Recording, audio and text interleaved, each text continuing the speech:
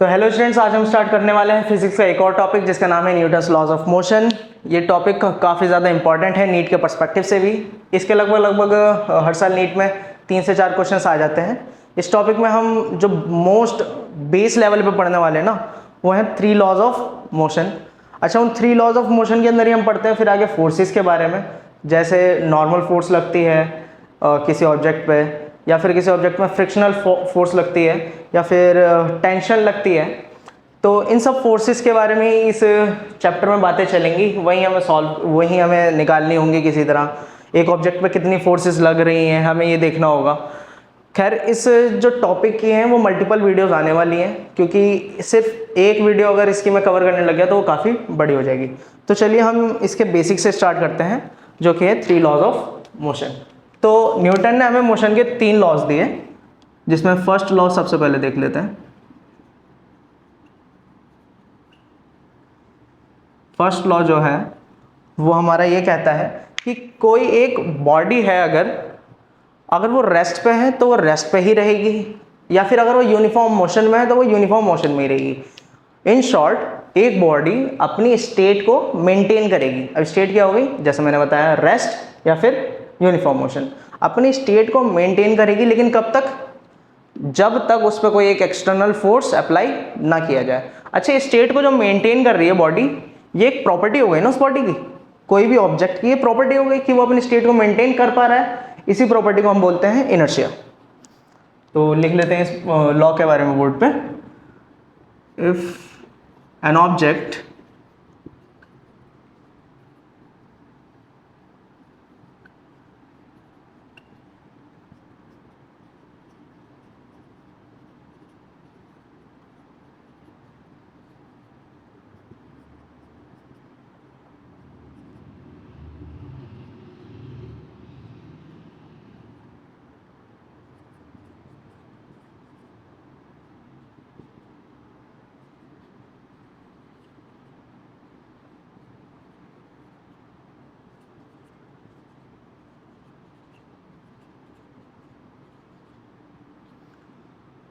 जैसे मैंने बोर्ड पे लिखा, एक ऑब्जेक्ट जो है वो अपनी स्टेट मेंटेन करेगा, यानी कि अगर वो रेस्ट पे है तो वो रेस्ट पे ही रहेगा, अगर वो यूनिफॉर्म मोशन कर रहा है तो वो यूनिफॉर्म मोशन ही करता रहेगा। लेकिन ये प्रोसेस कब तक चलता है? जब तक कोई एक एक्सटर्नल फोर्स अप्लाई ना कर दी जाए बॉडी पे। तो इसके आगे हम ऐड ऑन करेंगे, अनटिल एंड अनलेस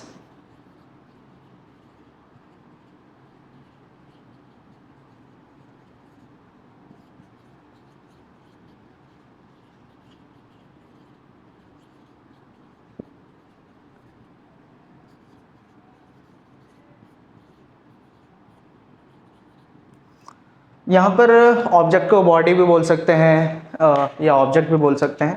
खैर, यहाँ पर जो पॉइंट टू बी नोटेड है वो ये है कि एक्सटर्नल फोर्स के बारे में ही बात होगी हमारी। एक्सटर्नल फोर्स, कोई बाहरी फोर्स लगनी चाहिए बॉडी पे, तभी वो अपनी स्टेट चेंज करेगा।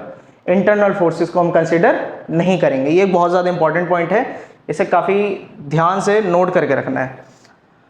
अब बारी आती है जो मैंने आपको बताया था कि ये जो इसकी प्रॉपर्टी है ना, ये जो है इसकी प्रॉपर्टी अपनी स्टेट मेंटेन करने की, यहां तक। इस प्रॉपर्टी को हमने क्या बोला? इनर्शिया।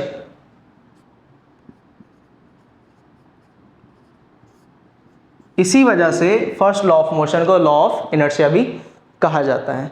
ऑल इन ऑल, इससे हमें बस एक ही इक्वेशन मिलती है, वो है कि inertia is directly proportional to, capital A से वैसे डिपिक्ट करते हैं हम अक्सर, मास। इनर्शिया जो है मास पे डायरेक्टली प्रोपोर्शनल है, मास पे डिपेंड करता है। अगर हम थोड़ा सोचें, थोड़ा इमेजिन करें, तो हम ये समझ भी पाएंगे कि कोई अगर हैवी ऑब्जेक्ट है, तो अगर वो मान लीजिए रेस्ट पे है, तो उसे मोशन में लाने में हमें थोड़ा ज़्यादा फोर्स लगाना पड़ेगा। उसका इनर्शिया ब्रेक करने में ज़्यादा टाइम लगेगा, यानी कि उसके अंदर इनर्शिया का जो मैं कहूँ, अगर स्टेट मेंटेन करने की जो प्रॉपर्टी है वो थोड़ी ज़्यादा है, वहाँ पर उसे हमें जो उसका इनर्शिया ब्रेक करने में थोड़ा सा ज़्यादा टाइम लगेगा। खैर, इस पर ज़्यादा डिस्कस नहीं करते हम। इसके बाद में आते हैं हम सेकेंड लॉ ऑफ मोशन पे।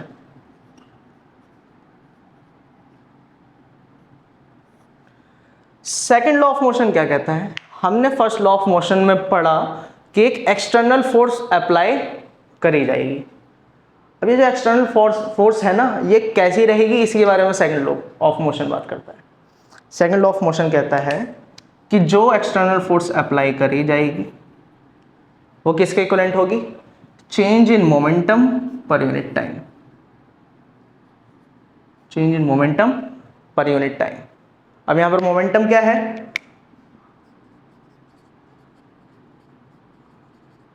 मोमेंटम क्या है? मोमेंटम होता है हमारा मास मल्टीप्लाई बाय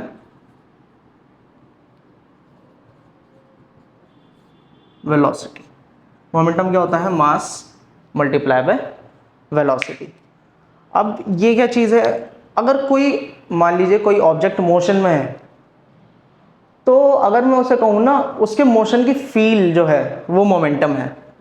जो हमने फोर्स अप्लाई करी उस पर, तो उसने कुछ एक्सेलरेशन करा, तो जो उसकी फील जो है ना, जो एक्सेलरेशन हो रही है, वो मोमेंटम है। जैसे जब हम बाइक पे एक्सेलरेशन देते हैं तो हमारी बॉडी पीछे पुश होती है। पीछे पुश क्यों होती है?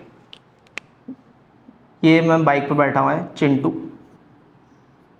बाइक थोड़ी भयंकर है ये।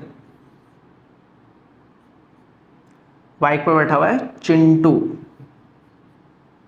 बाइक पे चिंटू बैठा हुआ है। बाइक को आगे फोर्स लगी, यानी कि बाइक को आगे एक्सेलरेट करा, हमने रेस दी, तो चिंटू हल्का सा पीछे अपने आप को महसूस करेगा, हल्का सा पीछा गिरता हुआ महसूस करेगा। अब ये जो फोर्स लगी, इसके बारे में हम सेकंड लॉ ऑफ मोशन में पढ़ रहे हैं। किस फोर्स की वजह से कुछ मोमेंटम में चेंज आएगा, जाहिर सी बात है। क्यों? क्योंकि हमारे व्हीकल की वेलोसिटी चेंज हो रही है। मैंने यहाँ पर बताया कि मोमेंटम जो है वो होता है मास इंटू वेलोसिटी। फिलहाल उसका मास तो सेम है, लेकिन वेलोसिटी चेंज हो रही है हमारी एक्सेलरेशन की वजह से, फोर्स लगने की वजह से। आगे इसमें डीप डाइव करेंगे। लेकिन ये चिंटू पीछे गिरता हुआ अपने आप को क्यों महसूस कर रहा है? ये महसूस कर रहा है इनर्शिया की वजह से। चिंटू की जो बॉडी है उसकी प्रॉपर्टी है एक इनर्शिया, जो कि कहती है कि भाई अगर तू एक पर्टिकुलर यूनिफॉर्म मोशन में है ना, तो उसी यूनिफॉर्म मोशन में रहे। अगर तेरे ऊपर कोई फोर्स अप्लाई करी जा रही है तो थोड़ा सा अपोज करेगा वो एक तरीके से, उसे उस फोर्स में आने में उसे वक्त लगेगा थोड़ा सा, इसलिए चिंटू थोड़ा सा पीछे गिरता है। ठीक है, फिलहाल हम थर्ड लॉ ऑफ मोशन का ओवरव्यू लेते हैं। थर्ड लॉ क्या कहता है? थर्ड लॉ तो सबसे ज़्यादा सिंपल है, easy to remember. Every action has equal and opposite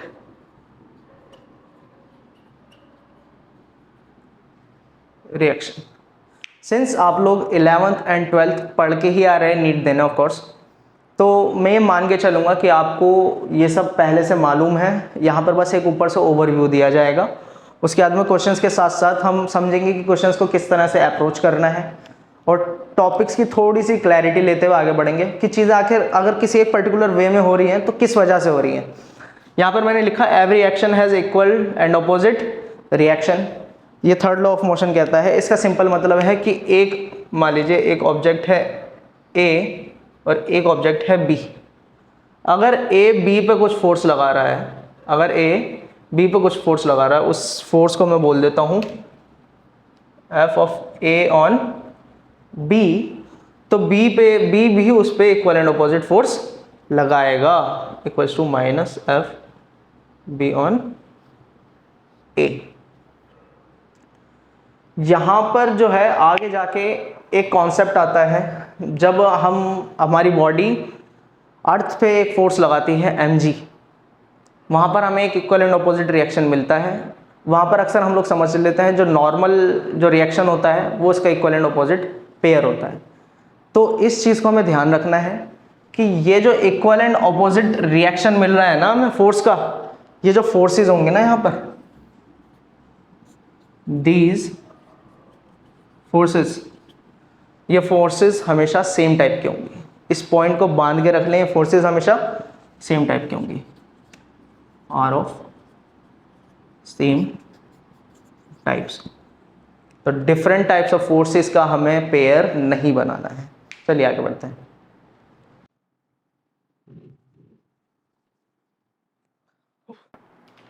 तो चलिए अब हम आगे बढ़ते हैं सेकंड लॉ ऑफ मोशन को थोड़ा सा और इन डेप्थ समझते हैं। उसे समझने के लिए पहले हमें मोमेंटम को समझना होगा। किसे? मोमेंटम। मैंने आपको मोमेंटम क्या बताया? मोमेंटम एक तरीके से है फील ऑफ फोर्स। क्या है? Feel of force. जब एक बॉडी जिसका मास m है वो किसी वेलोसिटी v से आगे बढ़ रही है मान लीजिए, और वो जाके एक बॉडी दूसरी है जिसका मास है m2, उसे जाके हिट करती है, पीछे से हिट करती है। तो ये जो हिट किया है इसने, इसी की फील को हम क्या बोलेंगे? मोमेंटम। थोड़ा सा और समझते हैं। मान लीजिए कोई हैवी बॉडी है, वो बहुत कम वेलोसिटी के साथ गई और उसने किसी को हिट करा, तो उसे कैसा फील होगा? उसे आगे बढ़ता हुआ खुद को फील करेगा वो काफ़ी ज़्यादा, मतलब ये आगे बढ़ेगी, ठीक है। मतलब उसे फील होगी कुछ फोर्स उसे फील होने वाली है वहाँ पर, कि हाँ उसे पीछे से कुछ झटका लगा, कुछ धक्का लगा। यानी कि मास पर तो डिपेंड कर रहा है कि जितनी ज़्यादा हैवी चीज़ मारेगी उतने ज़्यादा उसे फील होगा। और किस पर डिपेंड कर रहा है? उसकी वेलोसिटी पे भी तो डिपेंड कर रहा है ना भाई। जितनी स्पीड में आके मारेगी, बहुत अपना बेसिक होता है, जैसे बुलेट होती है, बाइक नहीं भाई, बुलेट, गोली जब जाके लगती है किसी को, गोली का मास तो बहुत कम होता है, लेकिन एक्चुअली गोली की वेलोसिटी ज़्यादा होती है। इसी वजह से अगर किसी पर्सन को बुलेट हिट करती है तो उसे भी क्या फील होती है? बहुत ज़्यादा फोर्स, दर्द होता है उसे। यही चीज़ है हमारी मोमेंटम। यहाँ हम मोमेंटम को थोड़ा समझने की कोशिश कर रहे हैं कि मोमेंटम होता क्या है। यानी कि मोमेंटम हमारा किस किस चीज़ पर डिपेंड करा? मोमेंटम को हम पी से सिम्बलाइज करते हैं। पी जो डिपेंड करता है मास पर डिपेंड करता है और वेलोसिटी पर डिपेंड करता है। वेलोसिटी एक वेक्टर क्वांटिटी है, मोमेंटम भी एक वेक्टर क्वांटिटी। यह है हमारा मोमेंटम। अगर मास कम है, वेलोसिटी ज़्यादा हो गई, तो भी मोमेंटम का इम्पैक्ट अच्छा रहेगा। अगर वेलोसिटी कम है, मास ज़्यादा हो गया, तो भी मोमेंटम बढ़िया रहेगा। इसी मोमेंटम को हम वो क्या बोल देते हैं? अगर मान लीजिए पहले कोई ऑब्जेक्ट था A, वो पहले u वेलोसिटी से जा रहा था, अब वही ऑब्जेक्ट पे कोई फोर्स लगी, उसके बाद में वो v वेलोसिटी से जाने लगा। आफ्टर, बिफोर, तो यहां पर उसकी मोमेंटम में कुछ चेंज हुआ। पहले उसका मोमेंटम क्या था? मास m। पहले उसका मोमेंटम क्या था? पहले उसका मोमेंटम था mu। अब उसका मोमेंटम क्या है? उसका मोमेंटम है mv। यहां पर क्या आया? कुछ चेंज ऑफ मोमेंटम आया, डेल्टा p आया। क्या आया? Delta p। इसी चेंज ऑफ मोमेंटम को पर यूनिट टाइम हम क्या बोलते हैं? फोर्स। कितना चेंज ऑफ मोमेंटम हुआ पर यूनिट टाइम, यानी कि dp बाय dt। इस इक्वेशन से हम फोर्स का एक बेसिक फॉर्मूला निकालने की कोशिश करते हैं। dp बाय dt को हम क्या लिख सकते हैं? मोमेंटम क्या होता है अपना? मोमेंटम क्या होता है? मोमेंटम होता है mv, तो dmv बाई dt लिख देंगे। इसे सॉल्व करने की कोशिश करते हैं। dmv बाई dt की जो डिफरेंशिएशन होगी वो किस तरह से होगी? पहले मास को कांस्टेंट ले लेते हैं और वेलोसिटी को चेंज कर देते हैं, dv बाई dt। फिर वेलोसिटी को कांस्टेंट ले लेते हैं और मास का डिफरेंशिएशन ले लेते हैं, dm by dt। dv by dt क्या होता है? dv बाई dt क्या होता है? हमने पढ़ा है, dv बाई dt होता है एक्सेलरेशन, यानी कि फोर्स क्या निकला? मास इंटू एक्सेलरेशन। क्या इतना ही है? नहीं, आगे भाई v dm बाई dt भी तो है। यह है हमारी इक्वेशन ऑफ फोर्स, यह है हमारी equation of force. dm by dt वाला जो पोर्शन है ना इस इक्वेशन का, ये जो पोर्शन है ये गायब कैसे हो जाता है? क्योंकि मोस्ट ऑफ द केसेस में ये dm बाई dt क्या है? dm बाई dt क्या है भाई? Change in mass per unit time ही तो है। मास में कितना चेंज आ रहा है पर यूनिट टाइम, यानी वेरिएबल मास, ये 0 हो जाता है कई केसेस में। ये क्या बन जाता है? 0। मैंने दोबारा बताऊंगा मैं कि मोस्ट ऑफ द केसेस में, सभी केसेस में नहीं, मोस्ट ऑफ द केसेस में चेंज इन मास क्या हो जाता है अपना? 0। इसलिए पूरी टर्म नलीफाई हो जाती है, 0 मल्टीप्लाई बाय v। तो हमारे पास इन दी एंड फोर्स का फॉर्मूला बचता है मास इनटू एक्सेलरेशन। कुछ केसेस ऐसे भी होते हैं जिसमें मास वेरिएबल होता है, जैसे कोई ऐसा एग्जांपल आ जाए कि जिसमें बॉडी कुछ मास लूज करते हुए चल रही है, अपने कुछ पार्ट्स छोड़ते हुए चल रही है, उस केसेस में हमें इस वाले पोर्शन को भी जो है इक्वेशन में रखना होगा, समझना होगा, और यहाँ पर चेंज इन मास को भी पुट करना होगा, तब हमारी जाके एक्चुअल फोर्स आएगी, तब हमारी जाके एक्चुअल फोर्स आएगी। आगे बढ़ने से पहले आपको कुछ चीज़ें आनी चाहिए, जैसे dm/dt या dv/dt होता क्या है? dv/dt होता क्या है? In mathematics what is dv/dt? Differentiation हमारा, या किसी भी चीज़ का dv/dt रहने देते हैं, किसी भी चीज़ का जो डिफ्रेंसिएशन होता है ना, डिफ्रेंशिएशन, ये क्या होता है भाई? ये स्लोप होता है, कुछ भी नहीं होता। ये क्या होता है? स्लोप होता है, किसी एक ग्राफ का स्लोप होता है। अच्छा, और स्लोप निकालने का और क्या तरीका होता है? स्लोप निकालने का तरीका होता है tan थीटा। tan थीटा भी तो भाई स्लोप ही होता है। यानी कि अगर मैं एक ग्राफ बनाऊं, वेलोसिटी वर्सेस टाइम का, और वो ग्राफ मान लीजिए कुछ ऐसा बनता है, और यहाँ पर बनता है एक थीटा एंगल। अब मैं यहाँ पर आपसे पूछूं कि dv/dt क्या है, तो यहाँ पर कुछ वैल्यूज भी दे रखी हो सकती है मान लो, और यहाँ पर हो सकता है थीटा बता भी रखा हो 60 डिग्री है। तो बेटर अप्रोच क्या रहेगी? आप सीधे tan 60 कर दें, आपको dv/dt पता चल जाएगा। dv/dt क्या होता है हमारा? एक्सेलरेशन। तो v वर्सेस टाइम ग्राफ में हमारा स्लोप क्या देता है? एक्सेलरेशन देता है भाई। हमारा स्लोप क्या देता है? एक्सेलरेशन देता है। एक्सेलरेशन का मैग्नीट्यूड देगा वैसे तो, टू बी प्रिसाइज, बट हमें ये चीज दिमाग में रखना जरूरी है। सिमिलरली xt टाइम ग्राफ क्या देता है हमें?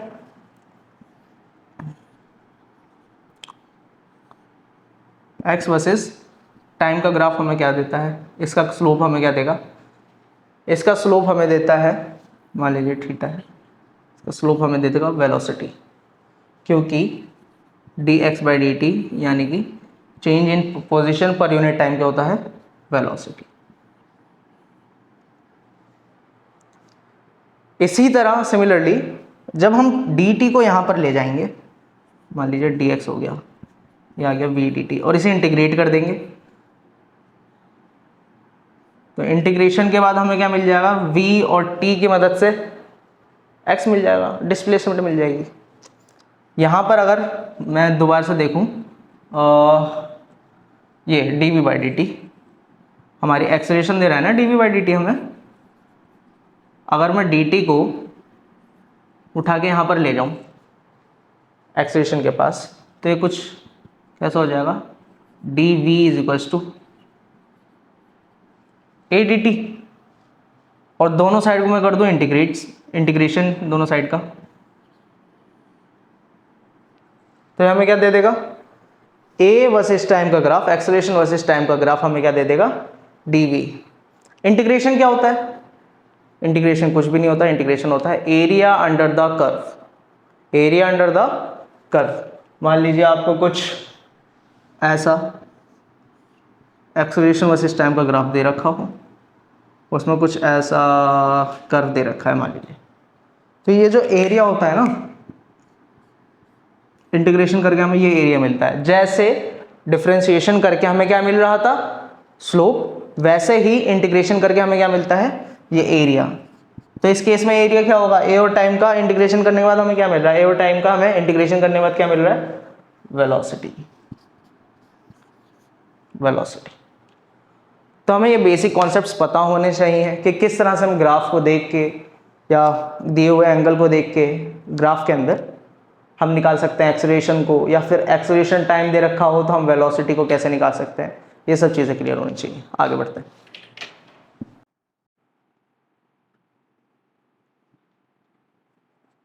सिमिलरली अगर हमारे पास फोर्स गिवन है क्या, dp बाय dt। तो इस इक्वेशन के इतने पार्ट से हमें क्या पता चलता है कि जब भी हमें एक ग्राफ दे रखा होगा, मोमेंटम वर्सेस टाइम का ग्राफ, उस ग्राफ में जो स्लोप होगा वो हमें क्या देगा, स्लोप हमें क्या देगा, फोर्स। स्लोप हमें क्या देगा, फोर्स। अगर मैं इस t को वहां जाके मल्टीप्लाई कर दूं, f है ना, उसमें मैं dt जाके मल्टीप्लाई कर दूं और dp को यहीं छोड़ दूं, दोनों साइड को कर दूं इंटीग्रेट, तो नेक्स्ट वाली इक्वेशन से हमें क्या पता चलता है कि जब भी हमें दे रखा होगा फोर्स और टाइम का ग्राफ, और मैं निकाल लूंगा उसका एरिया, तो एरिया मुझे क्या देगा, मोमेंटम। मोमेंटम इसी से रिलेटेड अब कुछ क्वेश्चंस देख लेते हैं। मेरे पास एक क्वेश्चन है जिसके अंदर ले लेते हैं क्वेश्चन कुछ भी, हाँ ठीक है। मुझे जो है मोमेंटम का एक फंक्शन दे रखा है टाइम के रिस्पेक्ट में। मोमेंटम का फंक्शन दे रखा है मुझे टाइम के रिस्पेक्ट में। फंक्शन कुछ है कि 5t³ प्लस 7t प्लस 9। मुझसे पूछा गया कि टाइम 0 पे एंड टाइम 2 पे फोर्स निकालिए। इसे किस तरह से सॉल्व करेंगे जी, मेरे पास p की इक्वेशन है और मुझे पता है फोर्स क्या होता है, dp बाय dt। तो क्या मैं इस इक्वेशन को टाइम से डिफरेंशिएट, t से डिफरेंशिएट ना कर दूं, क्योंकि मैंने बताया ये जो इक्वेशन मुझे दे रखी है, जो फंक्शन मुझे दे रखा है, वो मोमेंटम का टाइम का फंक्शन दे रखा है, मोमेंटम का टाइम के टर्म्स में फंक्शन दे रखा है। तो चलिए इसकी डिफरेंशिएशन कर लेते हैं। इस इक्वेशन की अगर डिफरेंशिएशन में करने लग गया तो मेरे पास फोर्स की इक्वेशन आ जाएगी। क्यों, क्योंकि dp बाई dt क्या होता है, फोर्स। लिख लेते हैं d 5t³ plus 7t plus 9 with respect to dt। क्या आएगा मेरे पास, 5t³ पावर नीचे आ जाएगी मल्टीप्लाई में t² प्लस 7t, t की पावर क्या है यहाँ पर 1, पावर 1 नीचे आई डॉट 1, और t क्या रह गया, t की पावर क्या रह गया 0, वो भी क्या हो गया डॉट 1 प्लस 9 कांस्टेंट है 0 हो जाएगा। विद रिस्पेक्ट टू dt लिखूं, नहीं, डिफरेंशिएशन तो हम कर चुके हैं ना। क्या बनी 15t² प्लस 7। अब मुझसे पूछा गया कि टाइम इज इक्वल टू 0 पे क्या है, फोर्स है, तो टाइम को मैं 0 पुट कर दूंगा। फर्स्ट केस में क्या हुआ, 15 multiply by 0 plus 7 is equal to 0। Time 0 पे है भाई। सिमिलरली अगर मुझसे पूछ लिया जाए, नीचे का दिख जाएगा शायद से, कोई बात नहीं मैं यहाँ लिख लेता हूँ। सिमिलरली अगर मुझसे पूछ लिया जाए टाइम इज इक्वल टू 2 पे, जो कि यहाँ पर कहा गया, तो मैं इस इक्वेशन में t की जगह पे 2 पुट कर दूंगा। 15 2 का स्क्वायर प्लस 7, 2 का स्क्वायर कितना होता है 4, 15 multiply bye 4 plus 7, 15 4s are 60, 67। अगर इक्वेशन दे रखी हो तो उसे इस तरह से टैकल करना है। अगर हमारे पास ग्राफिकल क्वेश्चन आ जाता है कोई, जैसे मुझे दे दिया जाए मोमेंटम टाइम का ग्राफ और एंगल बता दिया जाए 60 डिग्री।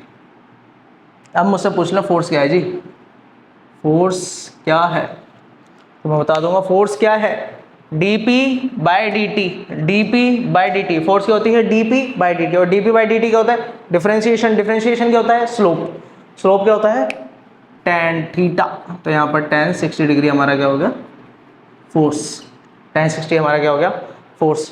tan 60 क्या होता है 0, 1/√3, 1√3 नॉट डिफाइंड।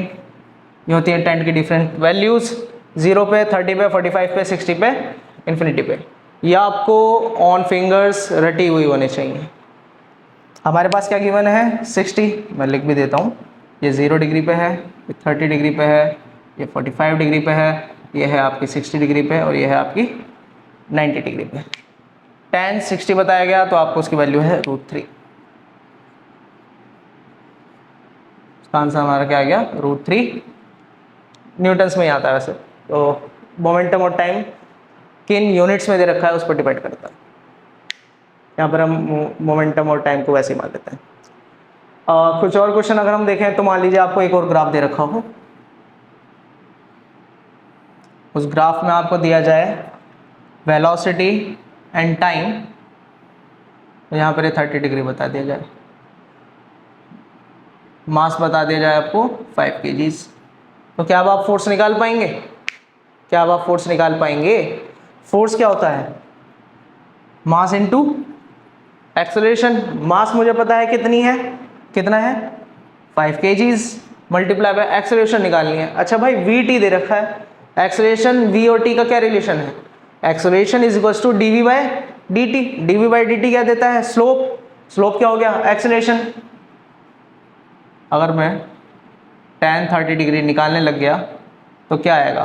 1/√3। क्या ये मेरा एक्सेलरेशन नहीं है भाई? स्लोप ही तो है ये। यहाँ पर 1/√3 कर दूंगा। फोर्स क्या आ गई? 5/√3 न्यूटन्स। एक और तरह का मैं आपको क्वेश्चन देता हूँ। मान लीजिए आपको एक मास दे रखा है 10 kg, इसे एक स्ट्रिंग से अटैच करके ऊपर एक 7 kg का मास लगा रखा है, इसे ऊपर स्ट्रिंग से अटैच करके पर एक 2 kg का मास लगा रखा है, और ये पूरा ऊपर जा रहा है विद वेलोसिटी v। किस वेलोसिटी से जा रहा है? v। तो यहाँ पर बताइए कि मोमेंटम, यहाँ पर बताइए कि फोर्स कितना होगा। यहाँ पर बताइए फोर्स कितना होगा।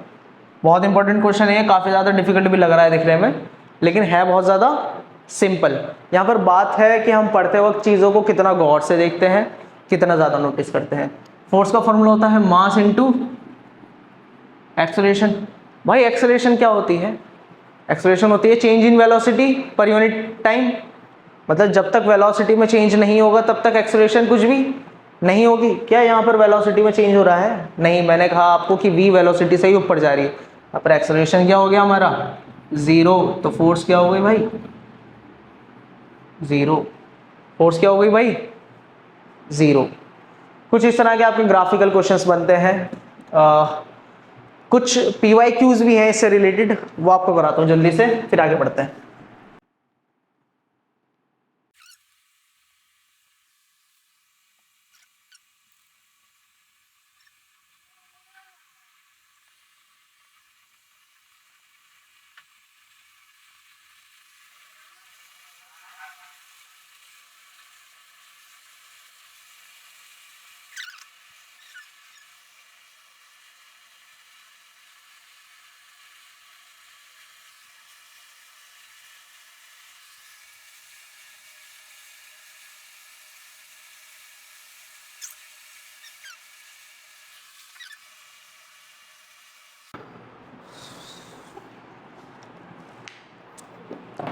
ये दो क्वेश्चंस हमें PYQ से मिले हैं, इन्हें सॉल्व करने की कोशिश करते हैं।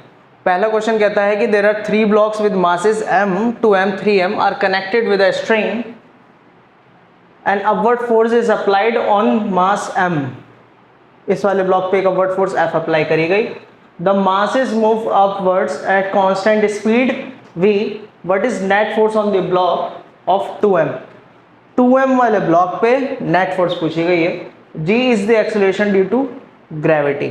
जैसा मैंने अभी आपको पिछले क्वेश्चन में बताया कि यहाँ पर हमें सीधे क्या दिखा? Applied on the masses move upwards at constant speed. क्या दिखा? Constant speed. तीनों मासेस कांस्टेंट स्पीड से ऊपर जा रहे हैं।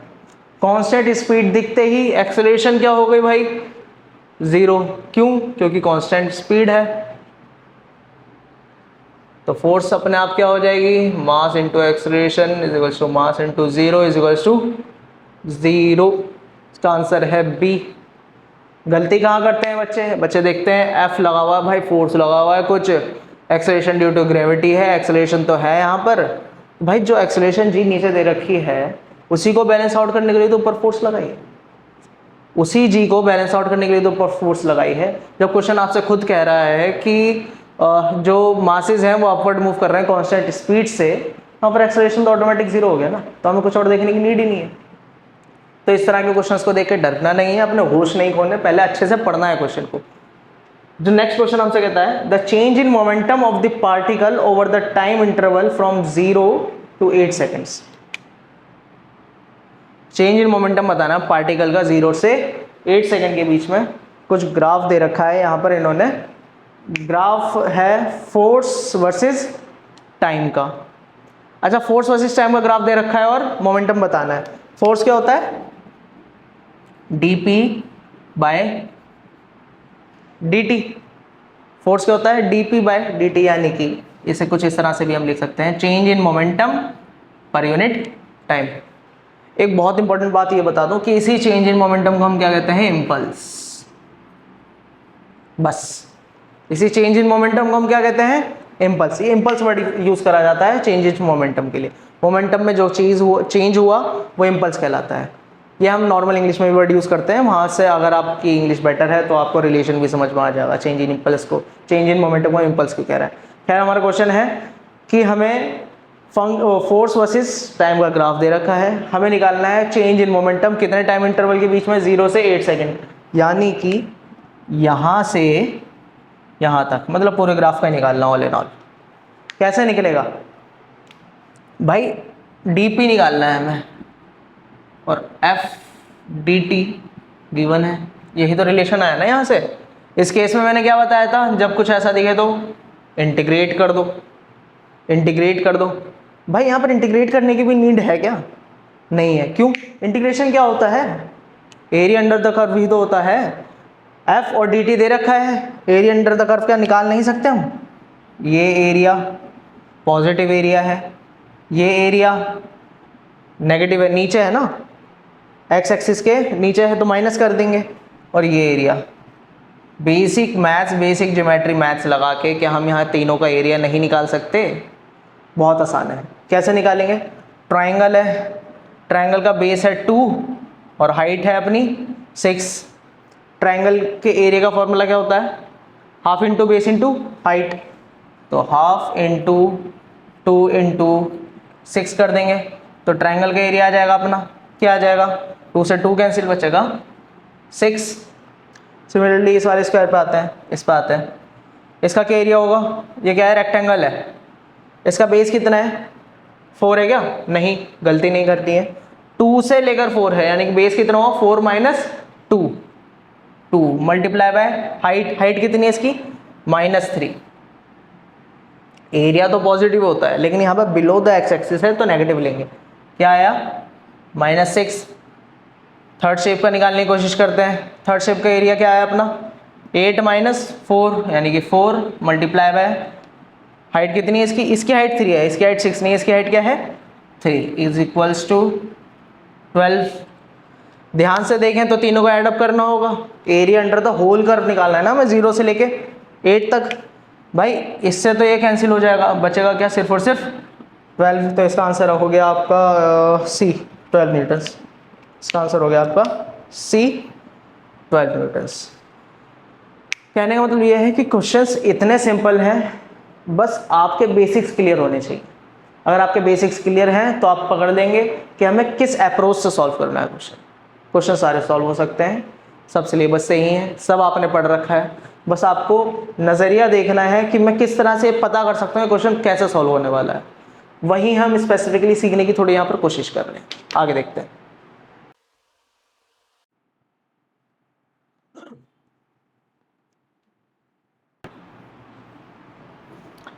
इम्पल्स को चलिए दोबारा एक और बार समझ लेते हैं कि इम्पल्स मैंने अभी क्या बताया।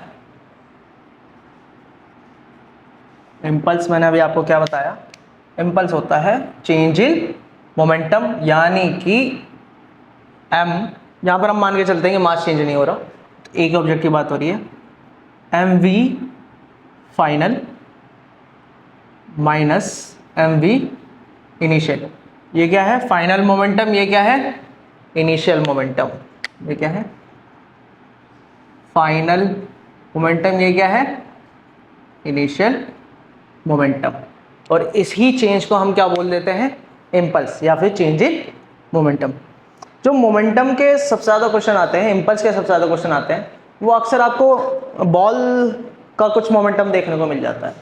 अब ये बॉल और मोमेंटम की प्रॉब्लम्स क्या होती हैं, इसे क्रैक करते हैं, एकदम क्रैश कर देते हैं, इसे बहुत आसानी से समझ में आएगा। इसके बाद क्या होता है कि हमें दे रखी होती है एक बॉल, हमें दे रखी होती है एक बॉल, मान लीजिए बॉल का एक्सिस कुछ ये है, फिलहाल एक्सिस की बात नहीं होगी लेकिन फिर भी मान लेते हैं कि बॉल के परपेंडिकुलर एक इमेजिनरी लाइन ये है। फर्स्ट केस में अपना क्या होता है, जो एकदम बेसिक केस होता है कि एक बॉल जो है वो बॉल पे हिट करी जाती है, वो बॉल हिट करके वापसी आ जाती है, एकदम स्ट्रेट हिट करी गई बॉल पे, एक बॉल स्ट्राइक करी गई, वो बॉल हिट करके वापसी आ गई। बॉल का मास था अपना m, वेलोसिटी जाते वक्त थी v, वापसी में वेलोसिटी हो गई उसकी -v। अच्छा भाई, ये वेलोसिटी में कोई चेंज नहीं आया, खैर ये आगे वाली बात है, बट थोड़ा सा बता देता हूँ कि यहाँ पर जो कॉलिजन हुआ ना, क्या टकराई ना, टकराने को क्या बोलते हैं, कॉलिजन। कॉलिजन हुआ परफेक्टली इलास्टिक, परफेक्टली इलास्टिक। जब इलास्टिक कॉलिजन होता है तो वहाँ पर एनर्जी लॉस नहीं करता ऑब्जेक्ट, और उसी वेलोसिटी से, उसी मोमेंटम से वापस जाता है। वहाँ पर होता है कंजर्वेशन ऑफ मोमेंटम। तो ध्यान से देखें तो यहाँ पर भी मोमेंटम कंजर्व्ड है, अगर मैग्नीट्यूड वाइज बात करी जाए। एम वी, यहाँ पर भी एम वी, मैग्नीट्यूड वाइज बात करी जाए तो यहाँ पर भी मोमेंटम क्या है, कंजर्व्ड है। हमें क्या समझना है कि इस केस में इम्पल्स क्या होगा। हमारा क्वेश्चन है कि इम्पल्स क्या होगा।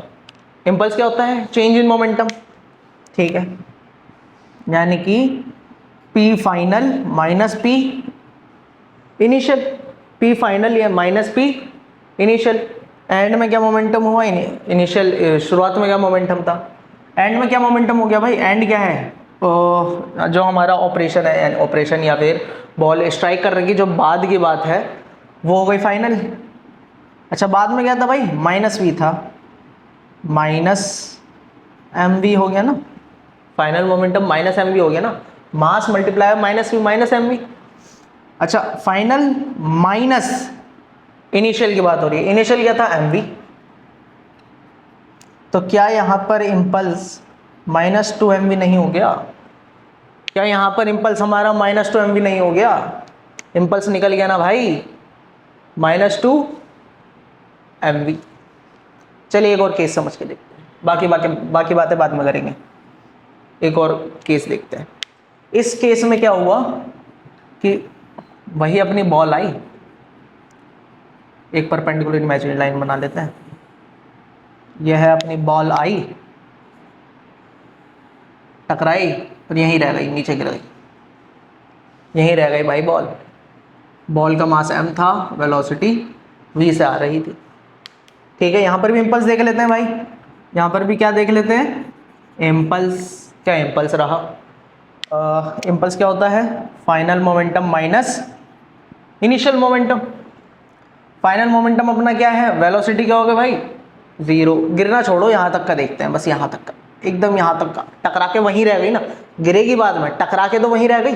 फाइनल मोमेंटम अपना क्या हुआ, m0, मल्टीप्लाई कर रहा हूँ मैं यहाँ पर, मल्टीप्लाई कर रहा हूँ, ये फंक्शन मत समझना भाई, इसे m मल्टीप्लाई बाय 0 कर रहा हूँ, माइनस इनिशियल क्या था, mv, ये क्या हो गया, -mv। यहाँ इस केस में भी अपना इम्पल्स क्या निकल गया, -mv। जब रुक गई तो इम्पल्स निकला -mv, जब वापसी चली गई सेम वेलोसिटी से डिफरेंट डायरेक्शन में, सेम वेलोसिटी के मैग्नीट्यूड से डिफरेंट डायरेक्शन में, तो वहाँ पर क्या निकला, -2mv। एक और केस समझने की कोशिश करते हैं।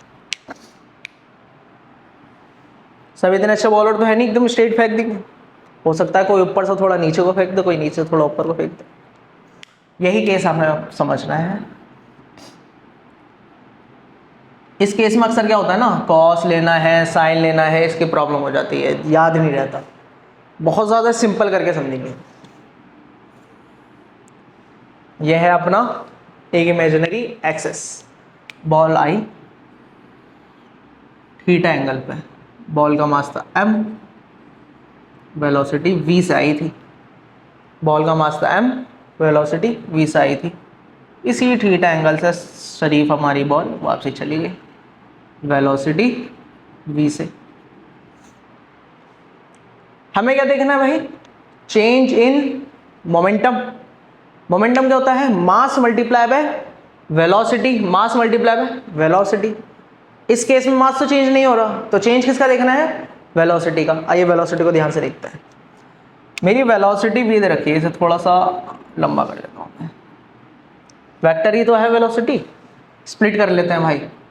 एक ले लेते हैं वेलोसिटी हॉरिजॉन्टल, एक ले लेते हैं वेलोसिटी वर्टिकल। इसे मैं मान लेता हूँ VH, इसे मैं मान लेता हूँ V। स्प्लिट कर लिया भाई, ठीक है। रिटर्न की जो वेलोसिटी हमें दे रखी है जब बॉल वापस जा रही है, इसे भी दो पार्ट्स में स्प्लिट कर लेते हैं, हॉरिजॉन्टल एंड वर्टिकल। ये क्या हो गई अपनी वेलोसिटी हॉरिजॉन्टल, ये क्या हो गई वेलोसिटी वर्टिकल। फिलहाल बस इतना ही समझते हैं, एंगल वैंगल अभी सब छोड़ दो, सब छोड़ देते हैं। थीटा पीटा कहाँ कैसे होगा सब बात की बात है। अगर मैं ध्यान से देखूं तो ये वेलोसिटी अपनी -v थी, वेलोसिटी अपनी -v थी। यहाँ VH की डायरेक्शन उधर है, यहाँ VH की डायरेक्शन इधर है, दोनों का मैग्नीट्यूड सेम है, V दोनों का मैग्नीट्यूड क्या है? सेम है। यहाँ पर VV की डायरेक्शन नीचे है, यहाँ पर VV की डायरेक्शन नीचे है। दोनों डायग्राम्स में फर्क कहाँ आया? एक डायग्राम अपना कुछ ऐसा है, एक डायग्राम अपना कुछ ऐसा है। भाई ये नीचे वाली डंडी तो दोनों की सेम है, ये वाली आपने इधर लगा दी, अब इधर लगा दी, बस इतना ही तो फर्क है। यानी कि फर्क है हॉरिजॉन्टल कंपोनेंट में, फर्क है हॉरिजॉन्टल कंपोनेंट में। VH में यहाँ पर डिफरेंस आ रहा है। डिफरेंस कहाँ आ रहा है? VH में डिफरेंस आ रहा है। यहाँ पर नेगेटिव हो गया, वापस जा रही है। इतना क्लियर है? तो यहाँ पर हमारा इम्पल्स क्या होगा? इम्पल्स क्या होगा? होता क्या है वैसे इम्पल्स अपना? mv final minus mv initial. इस वाले पार्ट को अभी हम छोड़ते हैं। हम क्या करते हैं? डायरेक्टली m लेते हैं, मल्टीप्लाई कर देते हैं with change in velocity delta VH, delta VH। अब थोड़ा समझते हैं कि क्या एंगल रहेगा, कैसे क्या रहेगा, वो समझने की कोशिश करते हैं। भाई ये थीटा है तो ये भी थीटा हुआ, अगर ये थीटा है तो ये भी तो थीटा हुआ ना। अगर मैं इसे यहीं से स्प्लिट ऐसे करता तो ये थीटा, ये दोनों एंगल सेम है ना, थीटा ही हुआ। वो मैं थोड़ा सा ऊपर स्प्लिट कर दिया है, ठीक है। अगर ये थीटा है तो VH क्या होगा? V cos theta. सिमिलरली अगर ये थीटा है तो ये भी क्या होगा? थीटा। अगर ये थीटा है तो ये भी क्या होगा? थीटा। और ये क्या बन गया? ये भी V cos थीटा हो गया। ये भी क्या हो गया? V cos theta. Change in momentum दोबारा से देख लेते हैं क्या होता है। mv फाइनल, v फाइनल हमारा क्या है? जहां पर चेंज आ रहा है, जहां पर चेंज आ रहा है वो क्या है? v cos theta. यहाँ पर माइनस, चेंज वाला माइनस लगा, mv cos theta. All in all cos theta में चेंज आ रहा है, क्या बन गया? -2mv cos theta. इम्पल्स क्या आ गया? -2mv cos theta. भाई बात यह है, कंफ्यूजन जहां पर आती है कि ये हमेशा क्या cos थीटा ही रहेगा? नहीं भाई, अगर हमेशा मैं मान के चलूं तो वो रहेगा -2mvh, -2mvh। अगर मैं कहूं हमेशा क्या रहेगा तो वो रहेगा -2mvh। मैं ऊपर शायद m लिखना भूल गया, सॉरी।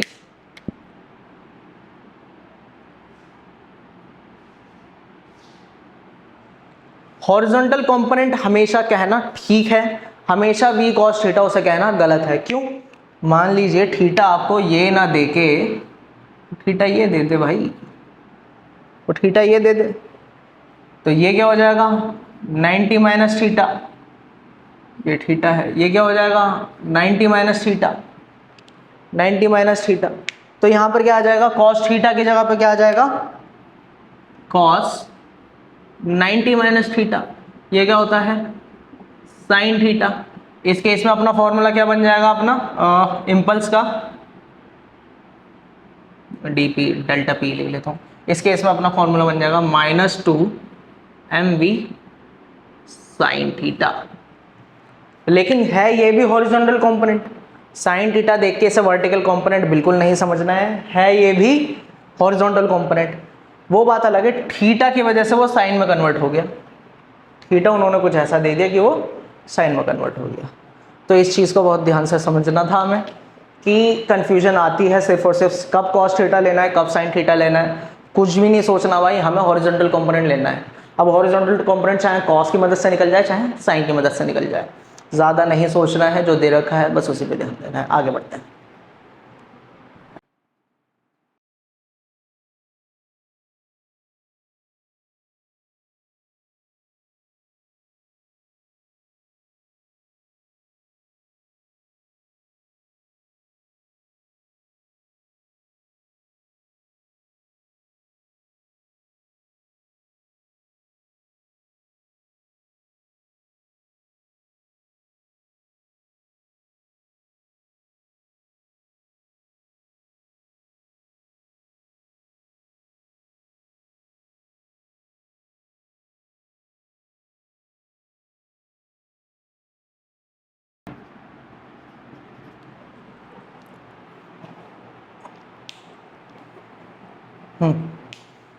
तो मैंने आपके सामने कुछ प्रीवियस ईयर क्वेश्चंस रखे हैं जो अभी टॉपिक पढ़ा है उसके रिलेटेड, आइए इन्हें सॉल्व करने की कोशिश करते हैं।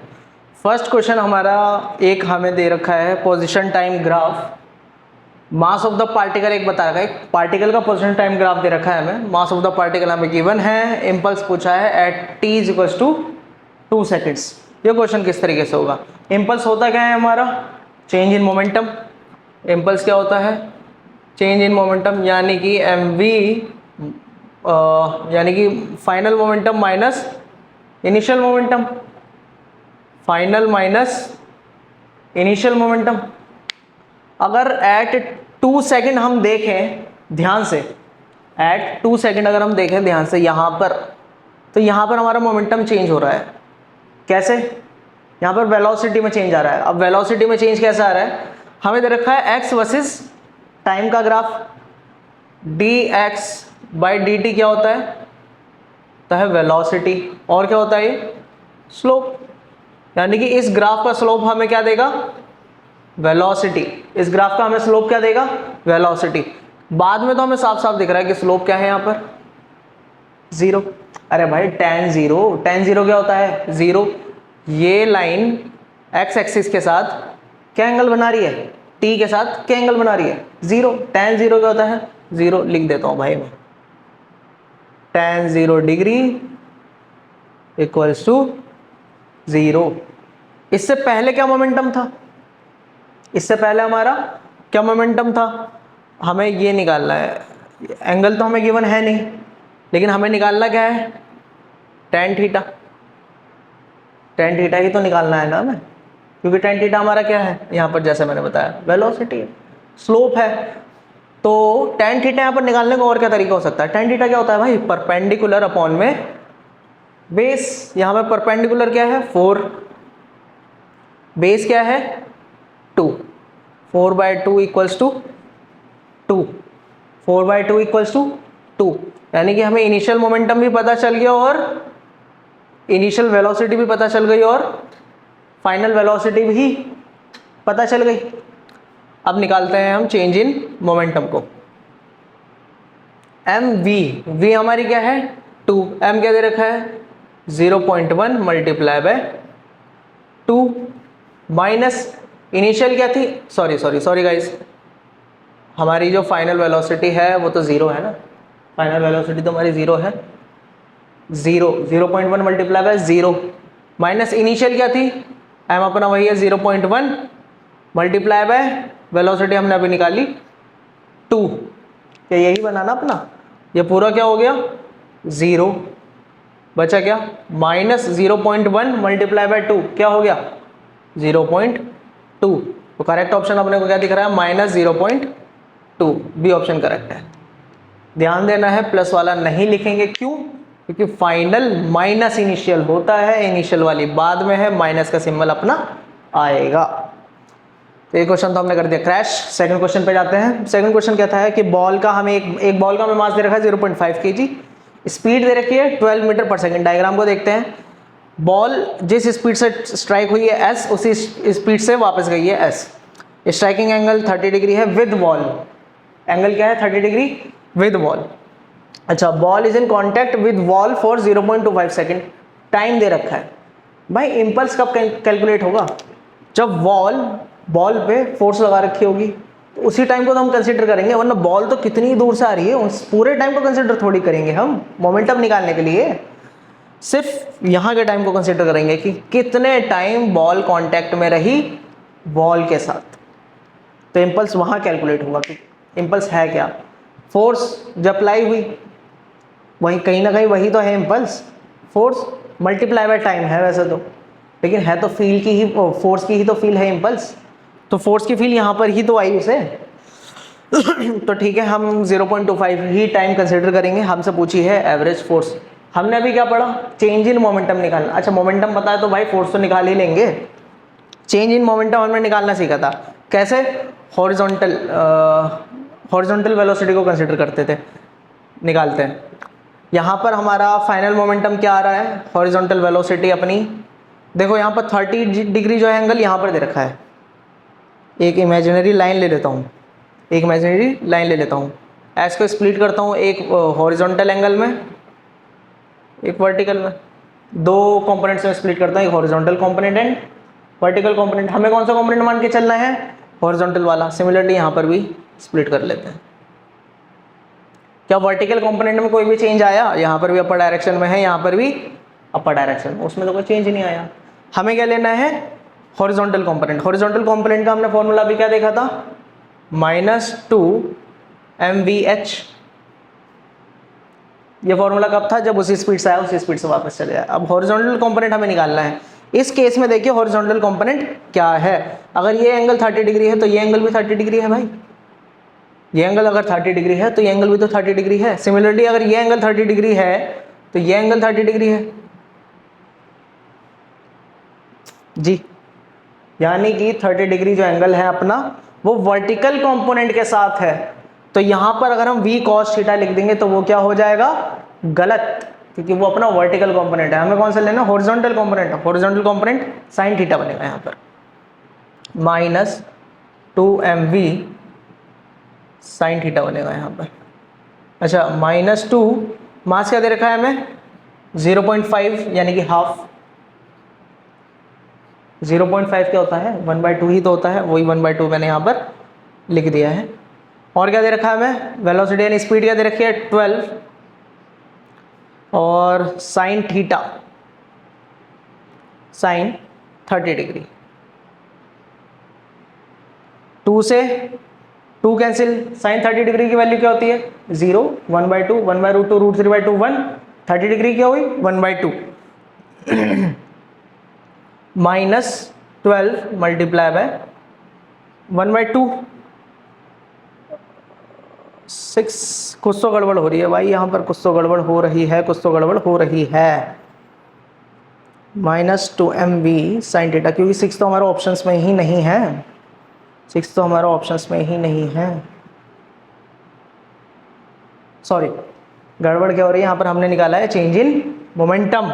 हमने निकाला है यहाँ पर चेंज इन मोमेंटम, तो अपने पास ये आ गया डेल्टा पी आ गया -6।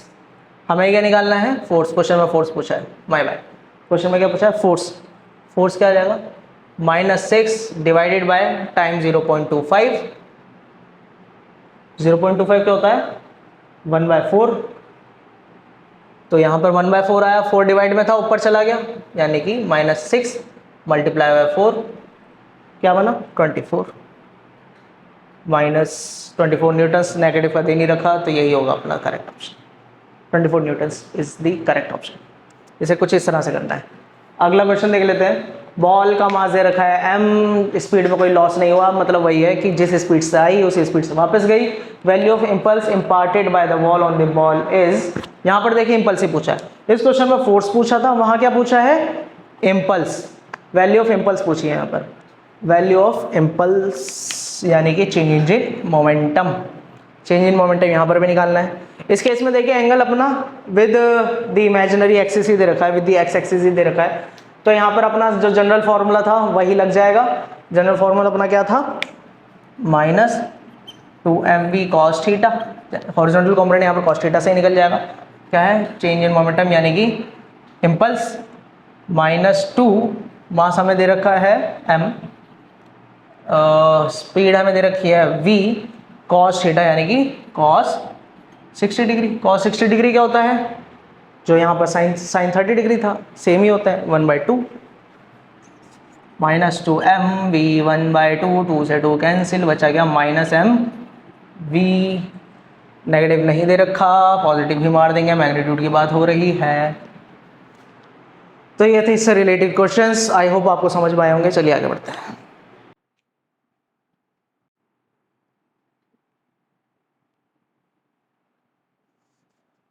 तो भाइयों और बहनों, आगे बढ़ने से पहले, जिससे पहले मैं आपको टाइप्स ऑफ फोर्सेस पढ़ाऊँ, टाइप्स ऑफ फोर्सेस पढ़ने से पहले या एक बॉडी पे कितनी फोर्सेस लग रही हैं पढ़ने से पहले, अगर हम उनके क्वेश्चंस के बारे में बात करें तो उनके क्वेश्चंस में कई बार एक वर्ड आएगा इक्विलिब्रियम, कि सिस्टम इक्विलिब्रियम में है, बॉडी इक्विलिब्रियम में है, दोनों ऑब्जेक्ट्स इक्विलिब्रियम में है। तो ये इक्विलिब्रियम क्या होता है, इसे समझना बहुत ज़्यादा ज़रूरी है। ये इक्विलिब्रियम क्या होता है, equilibrium, biryani equilibrium, veg biryani equilibrium. ये इक्विलिब्रियम क्या होता है, इक्विलिब्रियम यानी कुछ ऑब्जेक्ट्स या कुछ सिस्टम का ऐसी स्टेट में होना जब उनके ऊपर नेट एक्सटर्नल फोर्स जीरो हो, यानी कि it is a state of system, state या फिर कंडीशन किसी सिस्टम की। अब ये सिस्टम क्या है, एक ऑब्जेक्ट है तो एक ऑब्जेक्ट का सिस्टम हो गया। सिस्टम यानी कि अरेंजमेंट, किस टाइम पे क्या हो रहा है, दो ऑब्जेक्ट्स हैं तो दो ऑब्जेक्ट्स का सिस्टम हो गया। तो इसलिए हम ऑब्जेक्ट ना लिख के यहाँ पर सिस्टम की बात कर देते हैं, सिस्टम लिख देते हैं कि it is a state of system where net force acting on the system is zero. Ink खत्म हो रही है ये वाली, मैं दोबारा इरेज करके इसे ब्लैक से लिख देता हूँ।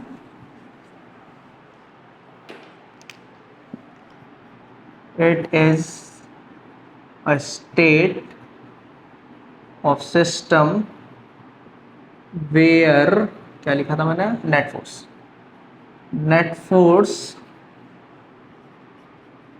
Acting on the system is zero. इस डेफिनेशन में एक गलती है, वो एक गलती क्या है कि नेट फोर्स ज़ीरो नहीं है, एक्सटर्नल नेट फोर्स ज़ीरो नहीं। तो इस चीज़ को ध्यान से रखना है कि ये बात हो रही है एक्सटर्नल नेट फोर्स की। किसकी बात हो रही है, एक्सटर्नल नेट फोर्स की। यहाँ पर दोबारा से लिख देता हूँ मैं ठीक करके, external net force acting on the system is zero. हमने स्टार्टिंग कहाँ से करी चैप्टर की, फर्स्ट लॉ ऑफ मोशन, जहाँ पर इनर्शिया की बात हुई थी, एक प्रॉपर्टी की बात हुई थी ऑब्जेक्ट्स की, कि वो जिस स्टेट में होता है कोई भी ऑब्जेक्ट उस स्टेट में रहना चाहता है। वो क्या था, इनर्शिया। इनर्शिया था कब तक अपनी जो है स्टेट मेंटेन करता है कोई भी ऑब्जेक्ट, जब तक उस पर कोई एक्सटर्नल फोर्स ना लगाई जाए, जब तक उस पर कोई एक्सटर्नल फोर्स ना लगाई जाए। अब एक्सटर्नल फोर्स लगाने के दो तीन तरीके हो सकते हैं, देखो मतलब दो तीन बातें हो सकती हैं। एक्सटर्नल फोर्स कोई लग रही है, मान लीजिए इस पे mj एक एक्सटर्नल फोर्स लग रही है, mj एक एक्सटर्नल फोर्स लग रही है, तो उसके इक्विवेलेंट अपोजिट भी कुछ रिएक्शन लग रहा है या नॉर्मल लग रहा है, बहुत ढेर सारी फोर्सेज एक्ट कर रही हैं। कहने का मतलब ये है कि नेट फोर्स, आप ये मत सोचना कि एक्सटर्नल फोर्स तो लग रही है, हम बात किसकी कर रहे हैं, नेट फोर्स की। चाहे एक्सटर्नल फोर्स लगे, उसके बैलेंस आउट में भी अगर कोई फोर्स लग रही है तो नेट फोर्स तो अपनी जीरो होगी ना भाई, नेट फोर्स तो ज़ीरो हो गया, नेट फोर्स तो ज़ीरो हो गया, नेट फोर्स तो ज़ीरो हो गया। इस चीज़ को दिमाग में बैठा लेना है कि नेट फोर्स की बात हो रही है, नेट एक्सटर्नल फोर्स की बात हो रही है कि एक्सटर्नल फोर्स अपना नेट क्या रहेगा, ज़ीरो। उस सिस्टम को हम क्या बोलेंगे कि हाँ भाई वो सिस्टम इक्विलिब्रियम में है। इक्विलिब्रियम के कुछ टाइप्स होते हैं,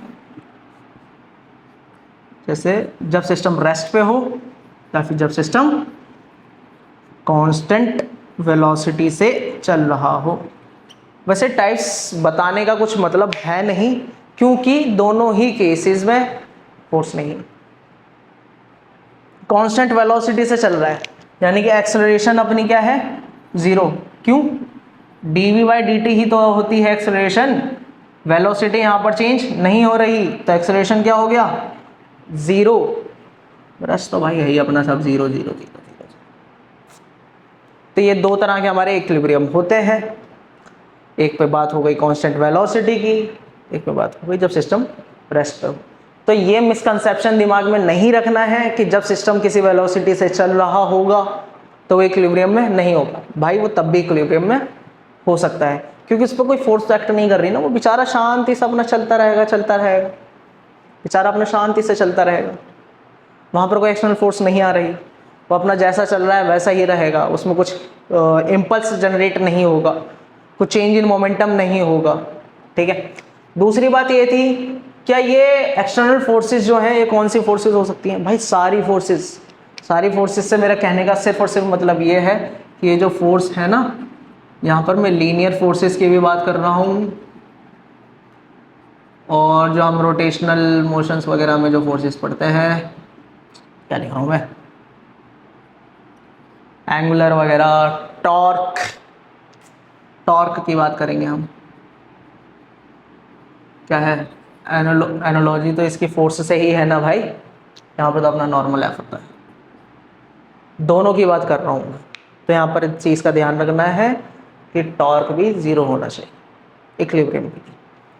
अब बढ़ते हैं टाइप्स ऑफ फोर्सेस की तरफ, जहाँ पर टाइप्स ऑफ फोर्सेस में कई डिफरेंट टाइप्स ऑफ फोर्सेस हो सकती हैं, जैसे normal force, gravitational force, frictional force, ठीक है, और या फिर टेंशन भी एक टाइप की फोर्स है। उन सब के बारे में पढ़ेंगे। ये सिंगल शॉर्ट वीडियो है लेकिन पार्ट्स में है, तो कुछ पार्ट इसका बाद में भी आएगा, जैसे फ्रिक्शन हम बाद में पढ़ेंगे। अभी इस लेक्चर में हम लोग नॉर्मल के बारे में बात करने वाले हैं।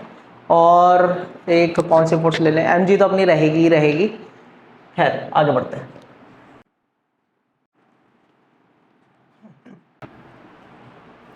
तो चलिए अब बढ़ते हैं हम टाइप्स ऑफ फोर्सेस की तरफ। हेडिंग डाल लेता हूँ, टाइप्स ऑफ फोर्सेस। देखिए टाइप्स ऑफ फोर्सेस में हम मेजरली वैसे 4 कहूँ या 3 कहूँ लिख देता हूँ। सबसे पहले आ जाएगी अपनी ग्रेविटेशनल फोर्स,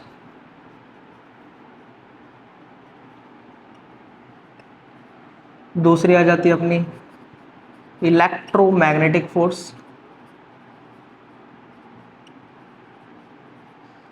थर्ड आ जाती है हमारी न्यूक्लियर फोर्सेस। न्यूक्लियर फोर्सेस को जो है ना फर्दर मैं 2 में डिवाइड कर सकता हूँ। पहली रहेगी हमारी वीक न्यूक्लियर फोर्सेस, दूसरी रहेंगी हमारी स्ट्रॉन्ग न्यूक्लियर फोर्सेस।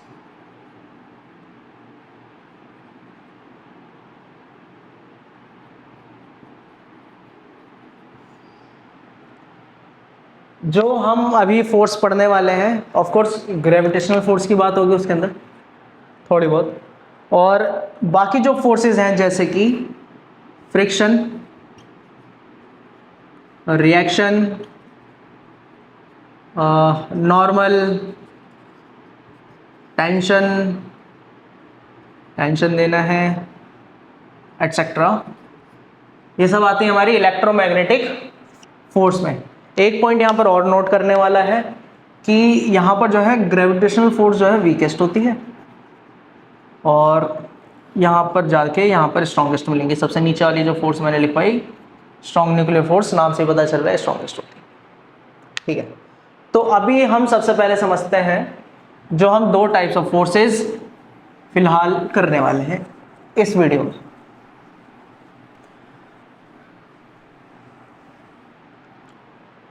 पहली अपनी रहेगी कांटेक्ट फोर्स,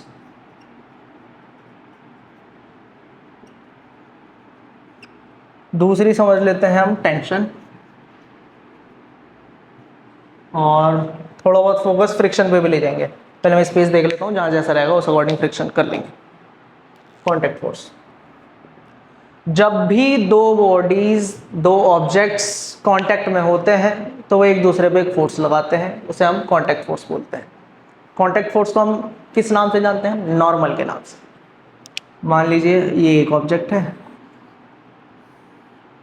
ए, उसके ऊपर दूसरा ऑब्जेक्ट रखा हुआ है बी, मैंने इसके ऊपर प्लेस्ड है, ये थोड़ी जो जगह रहेगा इसे इग्नोर करेंगे, इसके ऊपर प्लेस्ड है, ठीक है। तो इस केस में क्या होता है, इसका सरफेस इस पे एक नॉर्मल लगाएगा और इसका सरफेस इसके ऊपर एक नॉर्मल लगाएगा। तो इन फोर्सेस को हम क्या बोलते हैं? Normal forces. नॉर्मल, ये भी क्या है? नॉर्मल। यहाँ पर पॉइंट जो नोट करने वाला है वो ये है कि these forces are perpendicular to the point of contact. These forces are perpendicular to the point of contact, ठीक है। ये दोनों इक्वल रहेंगे। आगे बढ़ते हैं टेंशन की तरफ। तो टेंशन क्या होती है भाई?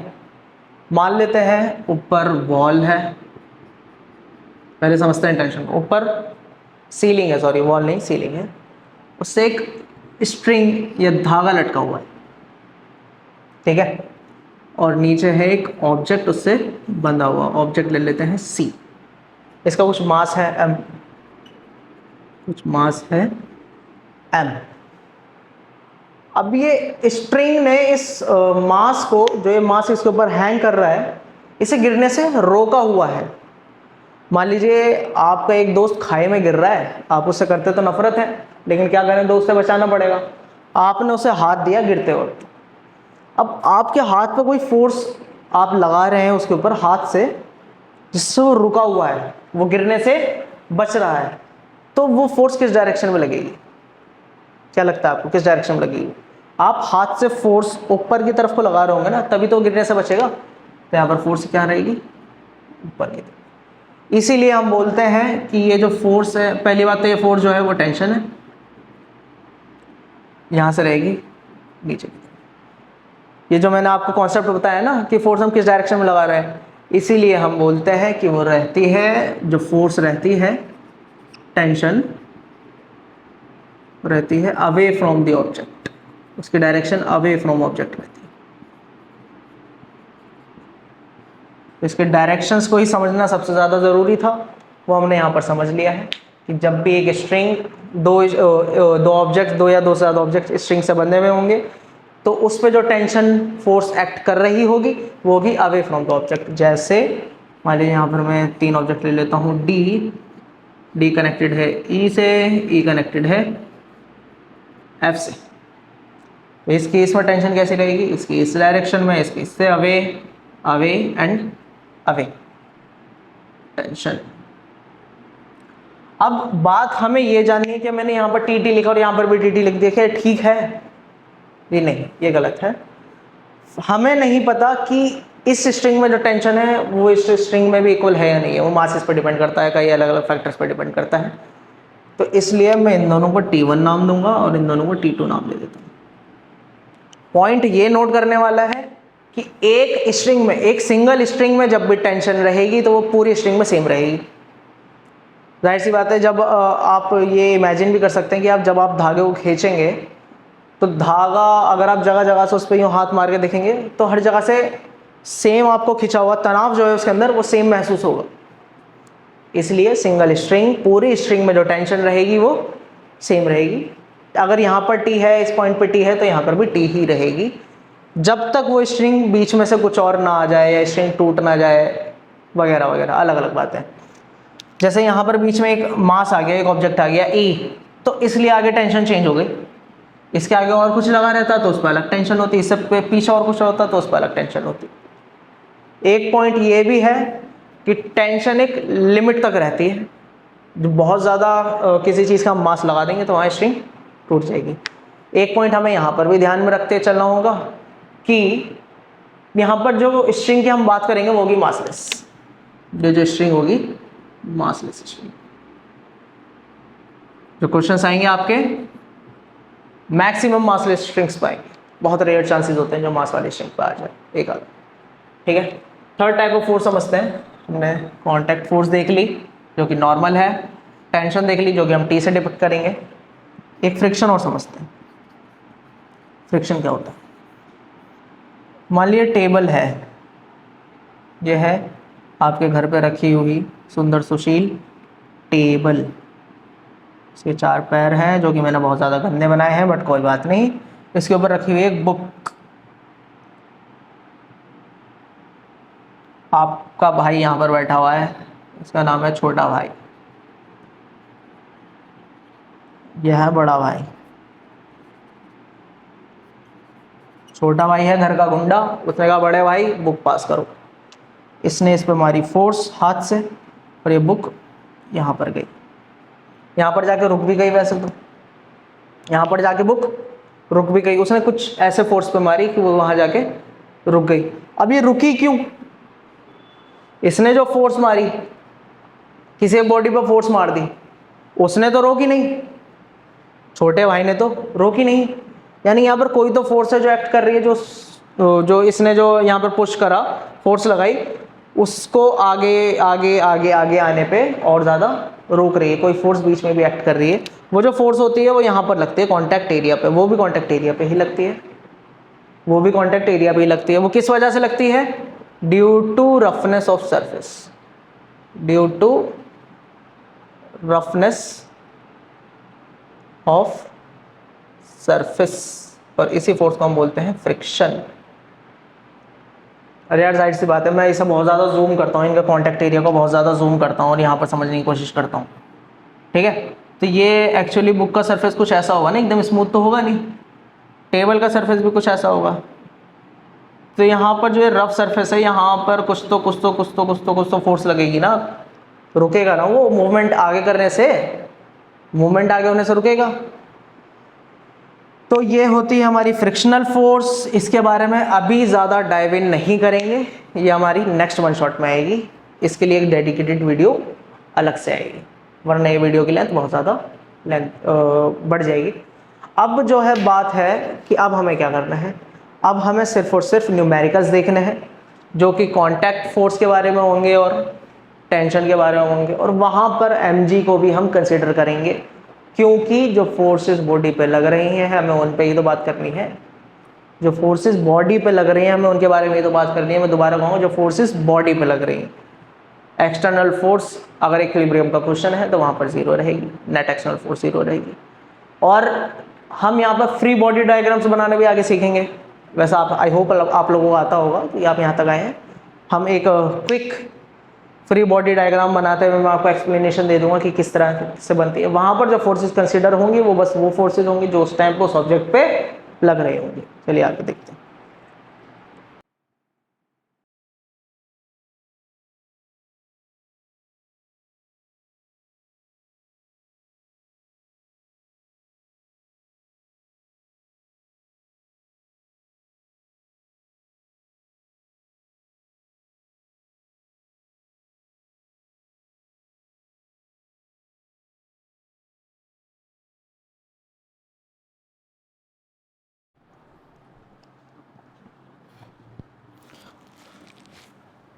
ये मैंने आपके सामने कुछ क्वेश्चंस लिखे हैं जो अभी तक मैंने टॉपिक पढ़ाया उनके कॉरस्पॉन्डिंग है। इसमें एक प्रीवियस ईयर क्वेश्चन भी जो मैंने फर्स्ट लिखा है, ये AIPMT 2015 में आया है। ये वाला भी मैं लिखना भूल गया हूँ, प्रीवियस ईयर क्वेश्चन आ चुका है नीट में, और नीचे कुछ क्वेश्चंस हैं जो आपके कुछ कॉन्सेप्ट बिल्ड करेंगे। तो चलिए फर्स्ट क्वेश्चन देखते हैं। फर्स्ट क्वेश्चन में हमसे कहा गया है कि 2 मासेज हैं जो कि साथ में से मिला के रखे हुए हैं, कॉन्टैक्ट में है, एक 2 kg का, एक 1 kg का। लेफ्ट साइड से 3 न्यूटन फोर्स लग रही है पूरे सिस्टम पे और ये मोशन में है। ठीक है, हमें निकालना है कॉन्टैक्ट फोर्स को। यहाँ कॉन्टैक्ट फोर्स पूछी गई हमसे। अब ये कांटेक्ट फोर्स निकालने के लिए अगर मैं कहूँ जब किसी मास पे फोर्स लगाया जाता है तो कुछ ना कुछ एक्सेलरेशन आता है, ठीक है। तो यानी कि यहाँ पर भी कुछ ना कुछ एक्सेलरेशन होगा, कुछ तो एक्सेलरेशन होगा इस डायरेक्शन में, होगा, बिल्कुल होगा। क्या एक्सेलरेशन होगा इसमें? हमारे पास वेट है 2 kg और 1 kg, अगर मैं टोटल वेट निकालूँ तो क्या आ जाएगा 3 kg, यानी कि फोर्स जो 3 न्यूटन लग रही है ओवरऑल 3 kg पे लग रही है, उससे एक एक्सेलरेशन आ रहा है ए। पूरा सिस्टम मेरा ए एक्सेलरेशन के साथ आगे बढ़ रहा है। फोर्स का फॉर्मूला क्या होता है? Force is equal to mass into acceleration. Mass यहाँ पर हमारा 3 kg आ गया है, एक्सेलरेशन निकालनी है, फोर्स 3 न्यूटन गिवन है, फोर्स 3 न्यूटन्स गिवन है। ये वाला 3 इधर जाके डिवाइड में चले जाएगा, एक्सेलरेशन आ जाएगी हमारी 1 मीटर पर सेकेंड स्क्वायर। अगर अब मैं सिर्फ और सिर्फ मास m1 का फ्री बॉडी डायग्राम बनाऊं तो बना के देखता हूं। यह है मेरा मास m1 जिस पर राइट से लगी है एक 3 न्यूटन फोर्स। और कौन सी फोर्स लगी है उस पर? भाई दोनों कांटेक्ट में है और कांटेक्ट फोर्स ही तो निकालनी है, यानी कि नॉर्मल भी तो लगी है। एक नॉर्मल m1 ने m2 पे लगाई और एक नॉर्मल जो कि m2 ने m1 पे लगाई। हमें कौन सी देखनी है? जो m1 पे लग रही है, यानी कि नीचे वाली, इसे हटा देंगे। इस n और इस n में कंफ्यूजन ना हो इसलिए मैं इसे नाम f डैश दे देता हूँ नॉर्मल को। अब इतनी फोर्सेस लगने के बाद हमने देखा सिस्टम में भाई m1 भी तो राइट में ही भाग रहा है, हाँ भाई भाग तो रहा है, तो इसकी एक्सेलरेशन इस डायरेक्शन में वही रहेगी a, ठीक है। यानी कि 3n में से f डैश माइनस कर देने के बाद कुछ फोर्स बची, वो क्या थी? m1 का weight multiply by acceleration. Net तो यही बच रही है हमारे पास, ठीक है। 3n माइनस एफ डैश, इसे ऐसे ही छोड़ देते हैं फिलहाल। m1 क्या है हमारा 2 kg मल्टीप्लाई बाय एक्सेलरेशन 1 आई है, यहाँ 2 बचा, माइनस एफ उधर जाके पॉजिटिव हो जाएगा, एफ डैश आ जाएगा यहाँ पर, माइनस एफ डैश इधर जाके पॉजिटिव हो जाएगा, इधर 2 पॉजिटिव है, इधर जाके नेगेटिव हो जाएगा। तो यहाँ पर आया 3 माइनस 2, यहाँ पर n नहीं आएगा, सॉरी 3 न्यूटन फोर्स है ना, लिखेंगे तो 3 ही। यहाँ पर क्या आ जाएगा हमारा 3 माइनस 2 बचा गया m1 सॉरी, एफ डैश क्या आ गया हमारा 1 न्यूटन्स। कॉन्टैक्ट फोर्स हमारी क्या आ गई 1 न्यूटन। ये जो नेक्स्ट क्वेश्चन है इसके अंदर हमें एक पार्टिकल दे रखा है, यहाँ पर तीनों में एक पार्टिकल है, एक ये रहा, एक ये रहा और एक ये रहा। इसमें कहा गया कि उस पार्टिकल पे मतलब तीनों इंडिविजुअल क्वेश्चंस हैं, इस पर 15 न्यूटन ऐसे फोर्स लग रही है जो कि वर्टिकल एक्सिस से 30 डिग्रीज एंगल बना रहे हैं। कोई ऐसी एफ निकालो कि ये पार्टिकल इक्विलिब्रियम में आ जाए। इक्विलिब्रियम का क्या मतलब होता है? नेट फोर्स इस पार्टिकल पे क्या हो जाए, इस पार्टिकल पे नेट फोर्स हो जाए हमारी 0, नेट एक्सटर्नल फोर्स 0 हो जाए इस पार्टिकल पे, ठीक है। नेट एक्सटर्नल फोर्स हमें 0 ट्राई करके देंगे। सबसे पहले जो हमें फोर्स गिवन है इसे स्प्लिट करते हैं 15 न्यूटन। पहले राइट साइड वाली को देख रहा हूँ मैं, एक वर्टिकल एक हॉरिजॉन्टल कंपोनेंट। हॉरिजॉन्टल कंपोनेंट क्या बनेगा 15 साइन 30 डिग्रीज। इस 15 को मैं फिलहाल एक्स ले लेता हूँ, फिलहाल एक्स ले लेता हूँ। ये क्या बनेगा x cos 30। सिमिलरली ये क्या बनेगा, लेफ्ट साइड वाले की फोर्स को अगर मैं स्प्लिट करूँगा तो x cos 30 x sin 30। अगर मैं ध्यान से देखूं तो क्या ये x sin 30 इक्वल्स नहीं है, दोनों कैंसिल आउट हो जाए। हमारे पास जो नेट डायरेक्शन ऊपर की डायरेक्शन में नेट फोर्स जो बची वो ये बची, दोनों को प्लस करके उसके ऑपोजिट में उतनी ही इक्वलेंट फोर्स लगानी होगी दोनों को कैंसिल आउट करने के लिए और इक्विलिब्रियम मेंटेन करने के लिए। यानी कि f हमारे पास आ गया x cos 30 degree plus x cos 30 degree equals to 2x cos 30 degree. cos 30 degree की हमारे पास वैल्यू क्या होती है √3/2, 2 से 2 कैंसिल, x √3 यानी कि 15 √3 हमारा आंसर आ गया।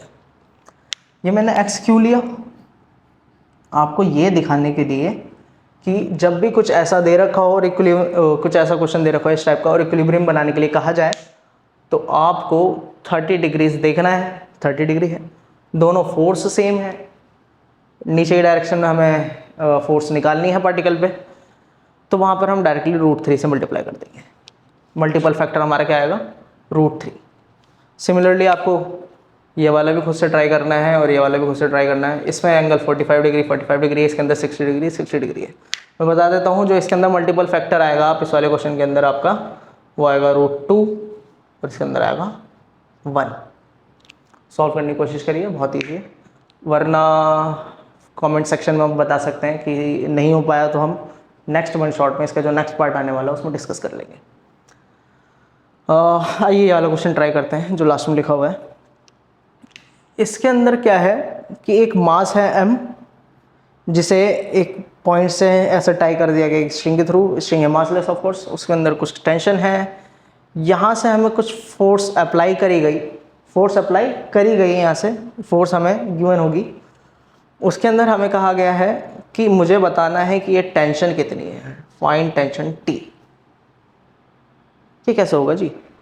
एक काम करता हूँ, मैं इस टेंशन T को जो है ना स्प्लिट करने की कोशिश करता हूँ, इस टेंशन T को स्प्लिट करने की कोशिश करता हूँ, या फिर मैं देखता हूँ कि मेरे पास M पे टोटल एक्सटर्नल फोर्सेस कितनी लग रही हैं।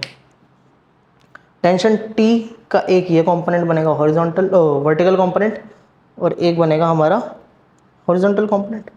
ये थीटा है तो ये भी थीटा होगा, जाहिर सी बात है। वो थीटा तो ये भी थीटा, ये दोनों पैरेलल लाइंस हैं।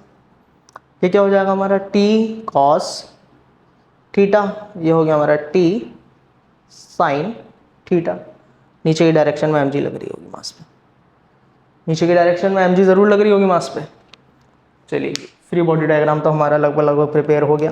यहाँ से मुझे क्या पता चला कि F जो है वो इक्विवेलेंट है T sin थीटा के, और mg जो है वो इक्विवेलेंट है T cos थीटा के। आई होप इतना क्लियर होगा।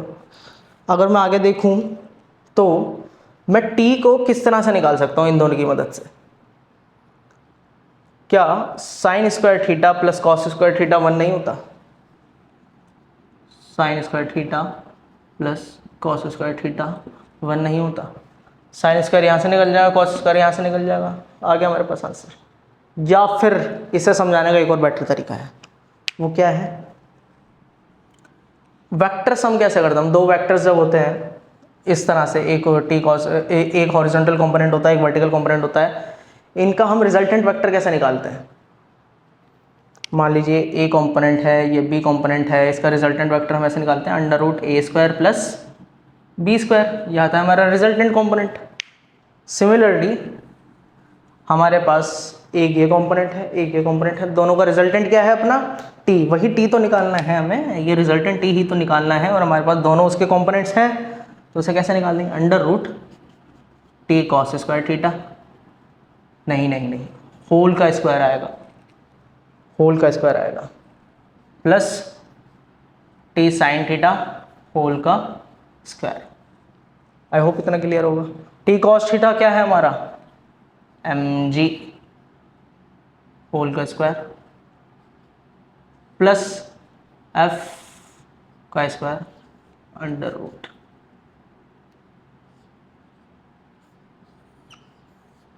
हमारे पास आ गई tension T √mg² plus f²। अगर एक और तरीके से सोचा जाए तो नीचे mg लग रही थी, इसके कंपोनेंट्स भी हटा देते हैं, इसके कंपोनेंट्स भी हटा देते हैं एक बार। नीचे mg लग रही थी, राइट में f लग रही थी, इन दोनों का रिजल्टेंट यहाँ पर आएगा। जाहिर सी बात है जो उन्हें कैंसिल आउट करना चाहिए, यहाँ से वो कैंसिल आउट होगा, तो इन दोनों का f और mg का रिजल्टेंट निकाल लेंगे, f² प्लस mg² √। सिंपल था क्वेश्चन। अब आते हैं इस क्वेश्चन पे। ये क्वेश्चन किस तरह कैसे सॉल्व होगा? इसके अंदर पूछा गया है नॉर्मल, एक मास है m जो इंक्लाइंड है थोड़ा सा, एक फ्रिक्शनलेस सरफेस पे। इसके अंदर और भी क्वेश्चन बन सकते हैं कि ये किस एक्सेलरेशन से नीचे जाएगा, ये बताओ। नॉर्मल इन्होंने पूछ ही लिया, तो पहले समझते हैं कि इस पर कौन कौन सी फोर्स एक्ट कर रही है इस मास पे। पहले तो यहाँ पर नीचे के डायरेक्शन में mg लगा रहा होगा,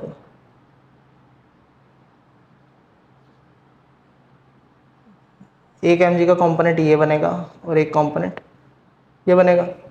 ये एंगल थीटा तो ये भी थीटा, अगर वो थीटा तो ये भी थीटा। कैसा है ये थीटा? बताता हूँ। ये 90 डिग्री है, ये थीटा है, ये 90 डिग्री, ये थीटा, तो ये क्या हो गया 90 माइनस थीटा। जो मैंने अभी एंगल बनाया है ये क्या हो गया 90 माइनस थीटा। अगर ये 90 माइनस थीटा है तो ये क्या हुआ, थीटा, क्योंकि ये पूरा भी तो 90 है, तो ये एंगल क्या हो गया अपना, थीटा। इससे मुझे ये पता चला कि ये कंपोनेंट है एम जी कॉस थीटा और ये वाला कंपोनेंट है M G sine theta. I hope इतना क्लियर होगा आपको। आगे देखता हूँ और कौन सी, फ्रिक्शन तो है नहीं इसके अंदर क्योंकि स्मूथ सरफेस है। एक नॉर्मल भी लग रही है इस पर ऊपर डायरेक्शन में, जो कि नीचे वाली बॉडी ऊपर वाली बॉडी को लगा रही है। सिमिलरली ऊपर वाला एम भी नीचे वुडन ब्लॉक पे कुछ नॉर्मल लगा रहा होगा, लेकिन हम वो यहाँ कंसीडर क्यों नहीं करेंगे, क्योंकि हम एम के पर्सपेक्टिव में बातें कर रहे हैं। हमें सिर्फ वो फोर्सेस कंसीडर कर रही हैं जो एम पे लग रही हैं। एम जी भी एम पे लग रही थी और ये नॉर्मल जो अपर डायरेक्शन में मैंने अभी बनाई एन, ये भी एम पे लग रही है। यहाँ से मुझे क्या पता चला कि नॉर्मल एन इक्वलेंट है एम जी कॉस थीटा के, नॉर्मल एन इक्वलेंट है एम जी कॉस थीटा के। और अगर मैं पूछूं कि किस एक्सेलरेशन से नीचे जा रहा होगा, तो भाई नीचे इस डायरेक्शन में लगने वाली फोर्स सिर्फ और सिर्फ एक है हमारे पास, वो क्या है, M G sine theta equals to कुछ फोर्स है। ये फोर्स का फॉर्मूला क्या होता है, मास इनटू एक्सेलरेशन, मास से मास कैंसिल, एक्सेलरेशन हमारी क्या आ गई, G sine theta. Simple. I hope ये वाला भी हो गया होगा। ये ऊपर वाला क्वेश्चन सॉल्व करने का एक तो वो तरीका है जो हमने पहले करा। कैसे करेंगे, पहले 4 + 2 + 1 kg निकालेंगे, क्या आ जाएगा, 4 5 6 7, 7 आ गया जी। नेट फोर्स उस पर टोटल सिस्टम पे फोर्स लग रही है हमारी 40 न्यूटन्स, ठीक है। एक्सेलरेशन कितनी आ जाएगी, 14/7, 2 आ जाएगी एक्सेलरेशन। फिर इसका फ्री बॉडी डायग्राम बनाएंगे। ये इस पर कुछ नॉर्मल लगा रहा होगा जैसे वहाँ पर हमने बनाया था F' और हमारे पास यहाँ पर 14 न्यूटन गिवन है। फिर इसका मास कंसीडर करेंगे और एक एक्सेलरेशन वो ऊपर पूरे सिस्टम वाली एक्सेलरेशन ही उसके अंदर पुट कर देंगे और हमारे पास नॉर्मल आ जाएगा। क्या इसे सॉल्व करने का और कोई तरीका है? तरीका अगर मैं ये कहूँ कि कुछ और है तो वो गलत हो जाएगा। बस हम उसी मेथड को बिना कुछ लिखे इम्प्लीमेंट कर सकते हैं। जैसे अगर मैं सोचूं कि भाई 14 न्यूटन है तो एक्सेलरेशन तो निकाल ही लेता हूँ। एक्सेलरेशन आ गई 14 Newton divide by total mass, यानी कि 4 + 2 + 1, 14 डिवाइड बाय 7 = 2 मीटर/सेकंड स्क्वायर। अब बात करते हैं एक्सेलरेशन होती क्या है। एक्सेलरेशन होती क्या है भाई? एक्सेलरेशन जो होती है वो होती है force per unit mass. Unit mass पे कितना फोर्स लग रहा है, ये एक्सेलरेशन होती है ना, कि यूनिट मास पे कितना फोर्स लग रहा है। आई होप इतना क्लियर हो गया। अब बात करते हैं सरफेस की। इस सरफेस से इस डायरेक्शन में एक नॉर्मल लगा जो कि ए ने बी पे लगाया, और इस डायरेक्शन में भी एक नॉर्मल लगा जो कि बी ने ए पे लगाया। दोनों इक्वल होंगे, दोनों इक्वल होंगे। हमने देखा कि कॉन्टैक्ट फोर्स दोनों पे लगाई हुई, या ए बी पे लगाए बी ए पे लगाए, दोनों इक्वल है। यानी कि अगर मैं वो कॉन्टैक्ट फोर्स निकालूँ जो ए बी पे लगा रहा है, तो मुझे वो कॉन्टैक्ट फोर्स भी पता चल जाएगी जो बी ए पे लगा रहा है। वही पूछे इन्होंने कॉन्टैक्ट फोर्स, कोई सी भी निकाल दो, ठीक है। एक यूनिट एरिया पे जितनी फोर्स लगती है उसे हम एक्सेलरेशन बोलते हैं। एक यूनिट एरिया का मतलब हो गया एक्सेलरेशन, फोर्स पर मास, मान लीजिए मास होता 5 और फोर्स होती 50, तो मेरे पास एक्सेलरेशन आता 10। क्यों आता? क्योंकि 1 kg मास पे 10 लग रही है, 2 kg मास पे 20 लगेगी, 3 kg मास पे 30 लगेगी, और 4 kg मास पे 40 लगेगी, 5 kg मास पे 50 लगेगी। यानी कि फोर्स को हम मास से ही तो डिवाइड कर रहे हैं, ठीक है। चलिए इतनी बात तो समझ में आई। एक्सेलरेशन है अभी मेरे पास 2। अगर एक्सेलरेशन 2 है और ये मास 4 है, तो ये मास उस एक्सेलरेशन को कितना कंज्यूम कर रहा होगा? एक यूनिट वेट पे 2 एक्सेलरेशन लग रही है, तो 4 यूनिट वेट पे कितनी एक्सेलरेशन लगेगी? एक्सेलरेशन और ऑन 4 kg, 2 × 4, क्योंकि एक्सेलरेशन ऑन 1 kg हमारे पास 2 है जो हमने निकाली अभी, फोर्स पर यूनिट मास, ठीक है। अगर 2 × 4 कर दिया जाए तो 8 न्यूटन हमारे पास फोर्स आ गई। 14 में से 8 न्यूटन हमारे ए ने ही कंज्यूम कर ली। 14 में से 8 न्यूटन्स, अगर मैं इसे कुछ इस तरह से लिखूं, 8 out of 14 is consumed by A, तो बची कितनी जो वो आगे ट्रांसफ़र कर रहा होगा, बची कितनी 8 उसने कंज्यूम कर ली, लेफ्ट कितनी बची, left force, sorry spelling mistake हो गई, लेफ्ट एफ, अब कितनी बची 14 में से 8 घटा दूं, घटा दो जी, कितनी बची 6 न्यूटन्स, कितनी बची 6 न्यूटन फोर्स। अरे भाई जब मैंने 4 kg मास पे कुछ फोर्स लगाया, पहले वो खुद भी तो आगे बढ़ेगा, उसके बाद में बची कुछ फोर्स वो आगे भेज देगा, वो बची कुछ फोर्स जो उसने आगे भेजी वही तो 6 न्यूटन है, वही तो वो नॉर्मल के थ्रू आगे भेज रहा है। आई होप आप लोगों को पॉइंट क्लियर होगा। इसी के साथ ये लेक्चर फिनिश करते हैं। नेक्स्ट लेक्चर में हम ये स्टार्ट करेंगे फ्रिक्शन फोर्स का, स्ट्रिंग्स के कुछ और क्वेश्चंस करेंगे और पुली सिस्टम पढ़ेंगे, टेंशन के कुछ और बड़े बड़े क्वेश्चंस लेकर आएंगे। तो चलिए आपसे मिलते हैं नेक्स्ट लेक्चर में, बाय।